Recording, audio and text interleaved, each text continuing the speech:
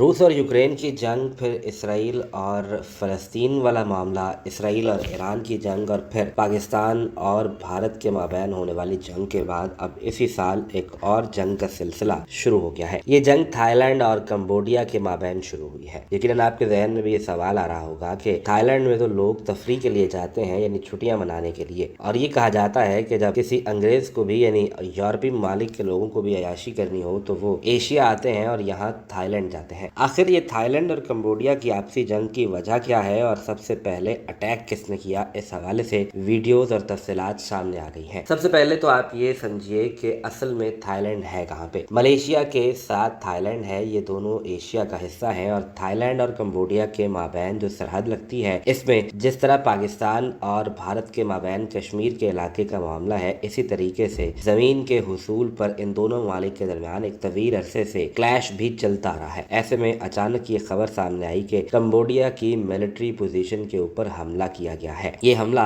Royal Thai air force यानी Thailand की air force की जानिब से किया गया है, जिसमें ब्रिगेड हेडक्वार्टर के ऊपर भी एयर स्ट्राइक्स को देखा जा सकता है। मिसाइल आकर ब्रिगेड हेडक्वार्टर के ऊपर गिरता है और सिर्फ धुएं के बादल उठते हैं, हर तरफ आग ही आग नजर आती है। ये तफसीलात एक ऐसे वक्त में सामने है जब थाईलैंड और कंबोडिया के माबैन कंबोडिया के सोल्जर्स की जानिब से थाई मिलिट्री बेस पर फायरिंग करने के बाद सूरत हाल इस तरफ पड़ी है। Thai military base northern eastern सूबे के अंदर है, जहां सोरिन के ऊपर इस बेस के ऊपर पहले कंबोडिया के फौजियों ने गोलियां बरसाना शुरू के नतीजे में पाकिस्तान ने जिस तरीके से मिसाइल मारकर भारत को जवाब दिया था, इसी तरीके से रॉयल थाई एयरफोर्स ने भी फिर मिसाइल से हमला किया और कंबोडिया के मिलिट्री ब्रिगेड के हेडक्वार्टर को ही उड़ा दिया गया है।